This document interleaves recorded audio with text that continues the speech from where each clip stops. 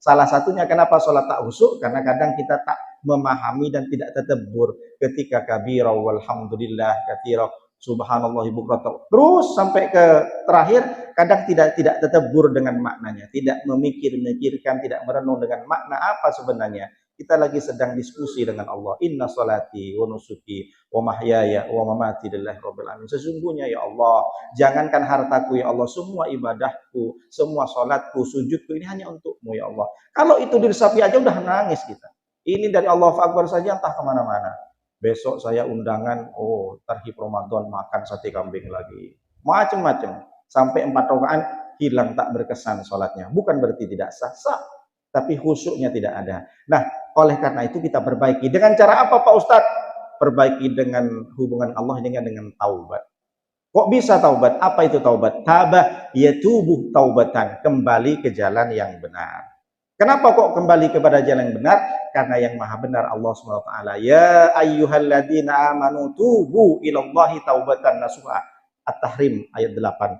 Wahai orang yang beriman, bertaubatlah engkau kepada Allah dengan sebenar-benar taubat. Nasuhan. Benar-benar taubat, bukan taubat kaleng-kaleng. Karena ada taubat sambal, ada gertak sambal. Seperti apa Pak Ustadz? Itulah kenapa langkah-langkah taubat itu banyak sebenarnya. Saya ingin sampaikan, kalau dihitung ada sekitar 12. Saya beberapa saja saya sampaikan, karena nanti ada ilmu Ramadan juga yang saya sampaikan pada kesempatan kali ini. Ada step-stepnya. Kata Rasulullah SAW, yang pertama orang bertaubat itu kembali ke jalan yang benar, kembali ke jalan Allah. Jadi kalau kita berjalan dari SMA 3 ini, berjalan mau ke Adira Garden misalkan. Lurus saja, ternyata sampai di perumahan Puri Sebliti kita belok kiri. Ah, saya ini kan mau ke Masjid Baitul Salam. Tanya sama orang, Pak Ustadz mau kemana? Ke perumahan Adira Garden. Salah Pak Ustadz, jangan belok kiri. Kalau belok kiri ke Puri Sebliti. Pak Ustadz balik lagi ke jalan yang asal, baru lurus lagi. Nah, kembali ke jalan yang asal itu namanya taubat secara bahasa. Tapi taubat secara istilahan yaitu kembali ke jalan yang benar. Artinya kalau ingin benar sampai ke Adira Garden, baliklah kamu karena tersesat. Dulu orang mau ke masjid, tapi dipanggil sama orang, sini bang, apa bang? Abang tahu nggak Pak RT kemarin kenapa? Udah cerai sama istrinya.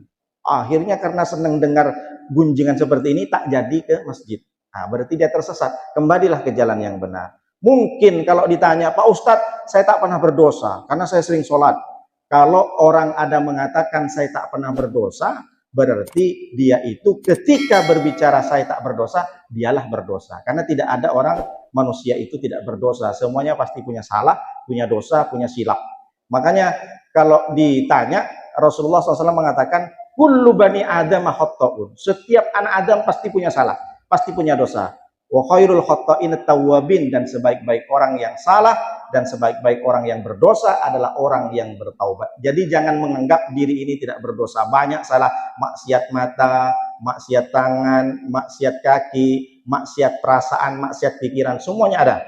Jadi kalau ditanya, tapi adakah makhluk yang tidak pernah berdosa? Ada. Apa itu? Malaikat. Ada makhluk yang selalu salah, selalu dosa. Dari mulai awal kali ketika dia sudah diberikan kekuasaan untuk menggoda, dia selalu salah. Sampai sekarang pun tidak ada benarnya. Apa itu? Setan. Jadi kalau dibilang ada makhluk yang tidak pernah berdosa, ada. Namanya malaikat. Ada makhluk yang selalu berdosa, namanya setan. Salah, silap.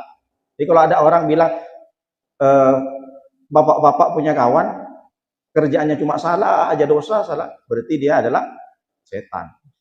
Jadi apa maknanya? Bahwa setiap manusia itu pasti punya dosa. Tapi sebaik-baik orang yang berdosa adalah orang yang bertobat kembali ke jalan yang benar.